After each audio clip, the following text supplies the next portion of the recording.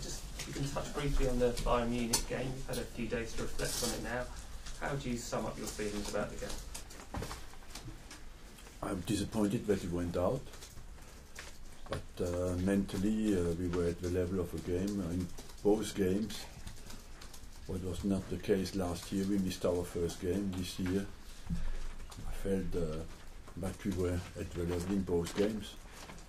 At the end of the day, as I told you after the game, nothing has changed. We have the regret for having played with 10 men at home. Played 1-1 away.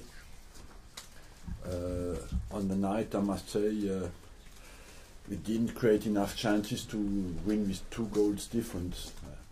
But we played against a good side.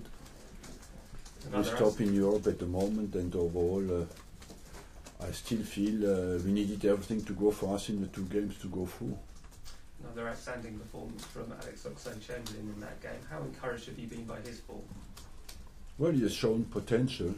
I think there's a lot more to come from him in many areas, but there's potential where to work on.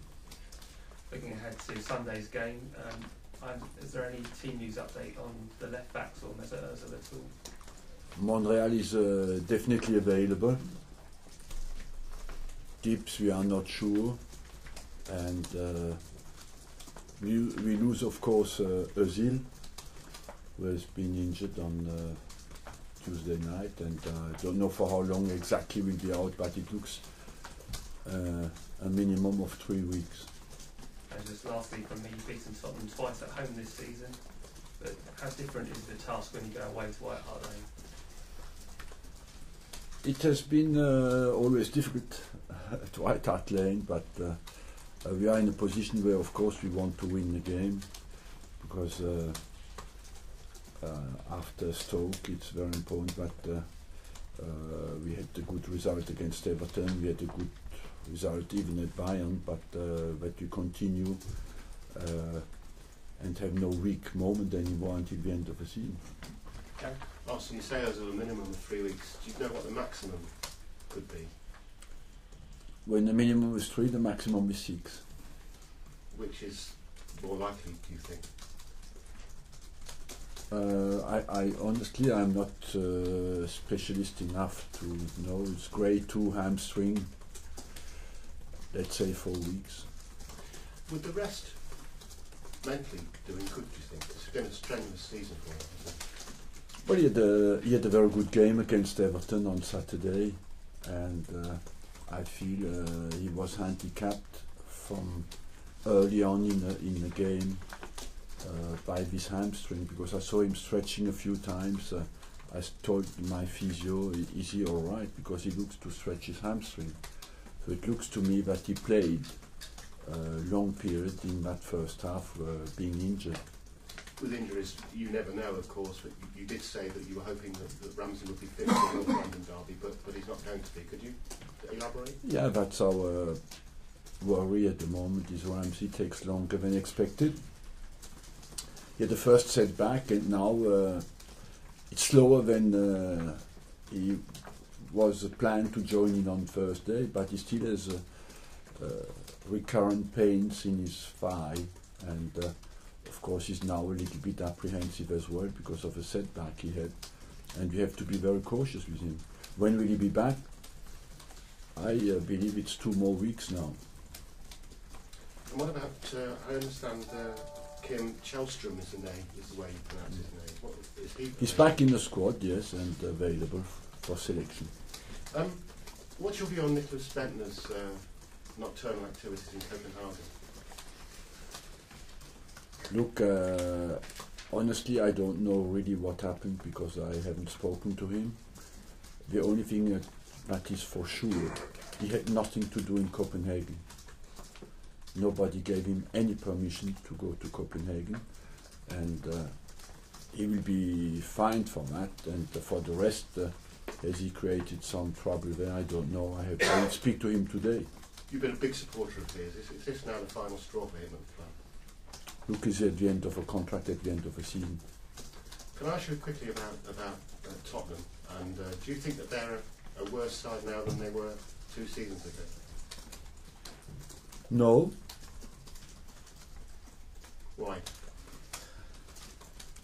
Because they are in a position in the league where is similar to 2 years ago, and that they bought so many players that it might take them some time to find the right balance or to find the right level. But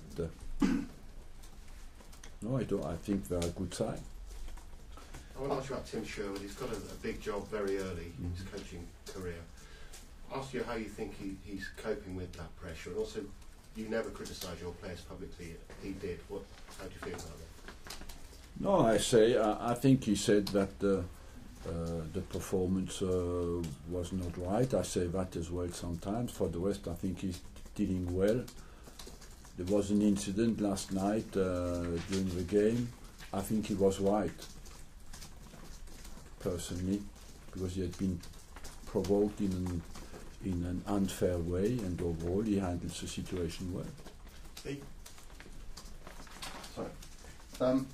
Arsene, I know you've been without Ozil before, but how do you feel you're going to cope without him over the next 3 weeks? Because coping for many sides without a player of that sort of price tag, £43 million, is a massive blow to you, really, isn't it? It is, of course, a blow, but I'm confident we have the quality to deal with our team during that period. We have players we have many creative players in our squad who can take over and produce quality performances. I'm convinced that the team is ready, even without Ozil, to go for the challenge. You said you've had some difficult times at Spurs in the last few years. In fact, I don't think you've won there for the last 5 years. Do you have we have played a few draws, 2 draws and 3 losses. Yes. You've not won. No, it's a difficult ground. It's a difficult ground to go for everybody, and we had good and bad memories there. So let's make sure that the goods come out on Sunday. What did you make of Van Persie has decided, by the looks of it, to stay at Old Trafford? Did that disappoint you when you saw that? Because there was talk that you No, he wanted so much to go there that the other way would be surprising. Yeah. Any more news on your contract? Because no. I was reading this week, a Catalan newspaper has suggested that you might be one of 3 candidates for the Barcelona. My commitment is always fully here and nowhere else. James? Arsene, how concerned are you by the injury situation generally? You've got quite a few.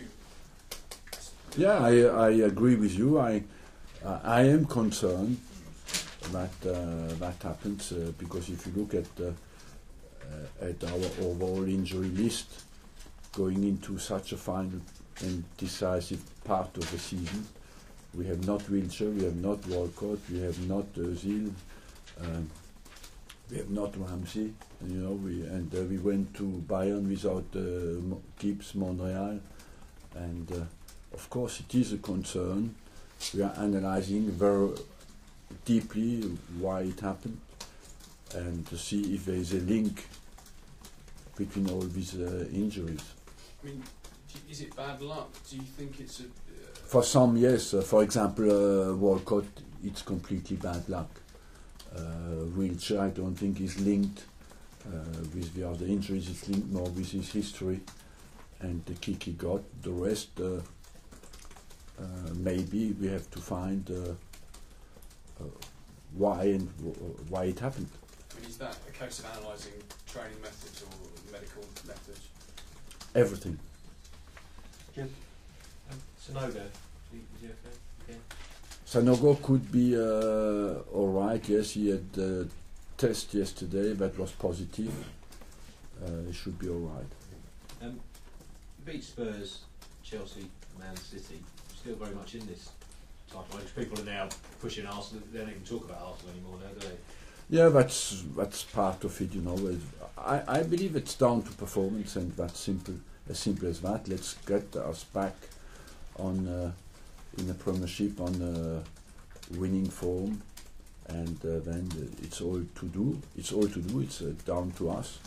When you spoke at the start of the season and you suggested that bringing so many players on that angle and unsettling influence on the squad can be difficult to gel, people didn't really take that on board, but now maybe that's sort of been proven right.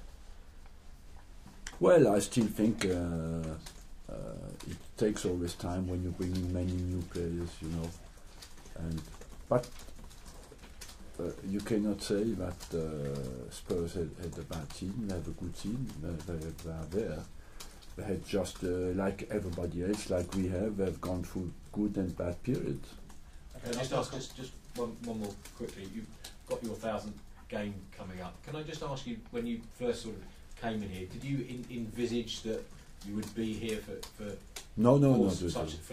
such a long time? No, not at all. I never would envisage that. We are in a job like you go for the next game and you try to do well in the next game, and step by step sometimes you get 2000.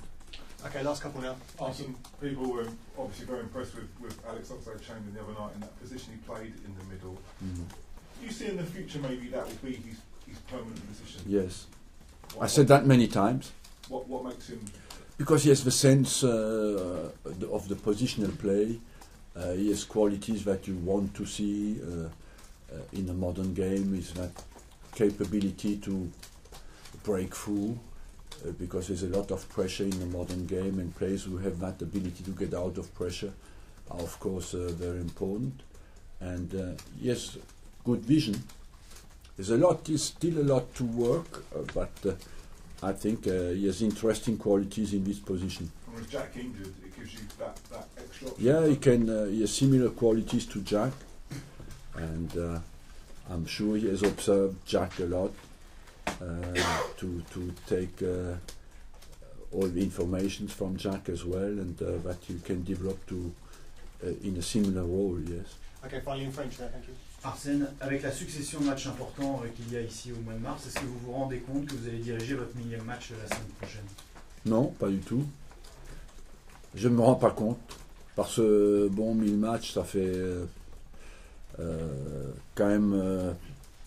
parce que j'ai toujours vécu de match à match, et puis finalement, à force de faire des petits pas, on se rend compte que ça fait un grand nombre. Ça veut dire qu'au début, quand vous aviez signé ici, vous n'attendiez pas à arriver à... Jamais. Jamais. C'est tout simplement une chance et un honneur de pouvoir exister aussi longtemps dans un aussi grand club. Et donc ça, on ne peut pas le prédire au départ.